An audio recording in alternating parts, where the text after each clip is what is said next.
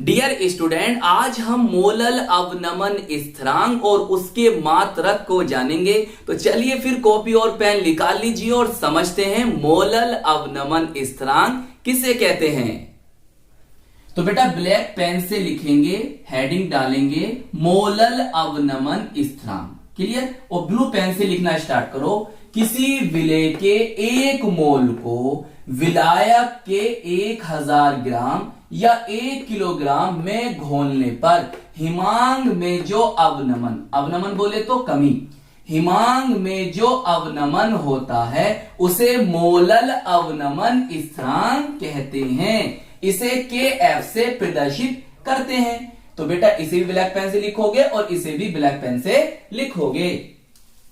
तो हमने क्या जाना सर? हमने ये जाना किसी विलेय के एक मोल को, किसी विलेय के एक मोल को विलायक के 1000 ग्राम या विलायक के 1 किलोग्राम में घोलने पर हिमांक में जो अवनमन होता है, हिमांक में जो कमी होती है, उसी को हम मोलल अवनमन स्थिरांक कहते हैं। तो इस बात को हम प्रूफ भी करेंगे, पहले इसे समझ लेते हैं। देखो डेल्टा TF क्या है? हिमांक का अवनमन या हिमांक में अवनमन। और स्मॉल m क्या है? विलयन की मोललता। तो हिमांक का अवनमन विलयन की मोललता के समानुपाती या अनुक्रमानुपाती होता है। बेटा इस रिलेशन को अच्छी तरह से आप याद रखना, ऑब्जेक्टिव वगैरह में पूछ लेता है, क्लियर। अब इस समानुपाती या अनुक्रमानुपाती के चिन्ह को हटाने के लिए हम यहां पर एक कांस्टेंट लेंगे, एक स्थिरांक लेंगे, एक नियतांक लेंगे। हमने लिया KF। तो इस वाली बात को हम ऐसे भी लिख सकते हैं, KF इधर लिया है तो ये इसके बटे में आ जाएगा। तो फॉर्मूला बना KF बराबर delta TF upon small m। अब देखो KF के बारे में जानो। देखो KF एक समानुपाती स्थिरांक है, बात सच है, जो विलायक की प्रकृति पर निर्भर करता है। अब देखो कुछ इसके अदर नेम भी हैं। KF मतलब अन्य नाम, KF को हिमांक अवनमन स्थिरांक, मोलल अवनमन स्थिरांक या क्रायोस्कोपिक स्थिरांक भी कहते हैं। चलिए फिर अब इस बात को हम इस फॉर्मूले से प्रूव करते हैं। चलो कैसे करोगे? लिखोगे, ब्लू पेन से लिखना।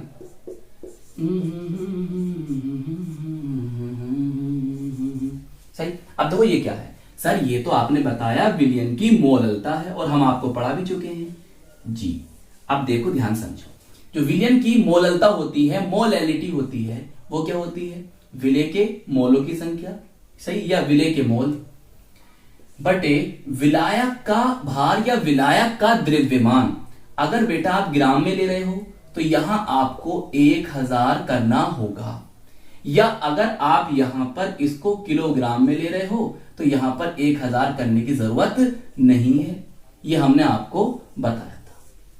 बोलिए सही। अब इस वाली बात को उठाकर मैं यहां लिख सकता हूं? जी सर बिल्कुल लिख सकते हो।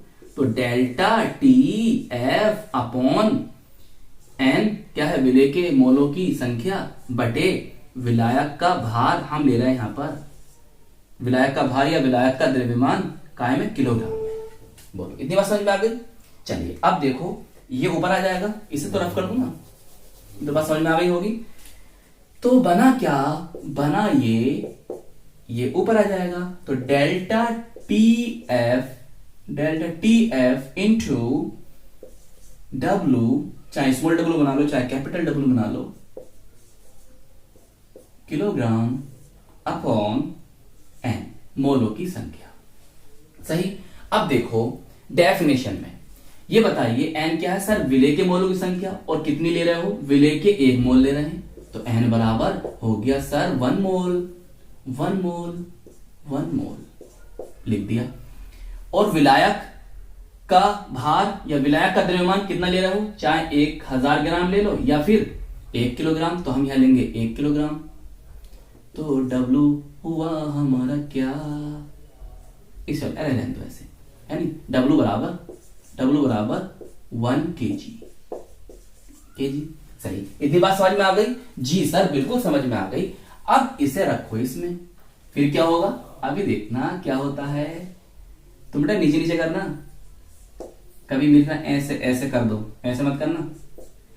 रखोगे यहां पर तो delta T F into 1 upon 1, तो कितना आ गया के एफ बराबर डेल्टा टी एफ। लो जी भैया प्रूव हो गई बात। सर कैसे, समझो।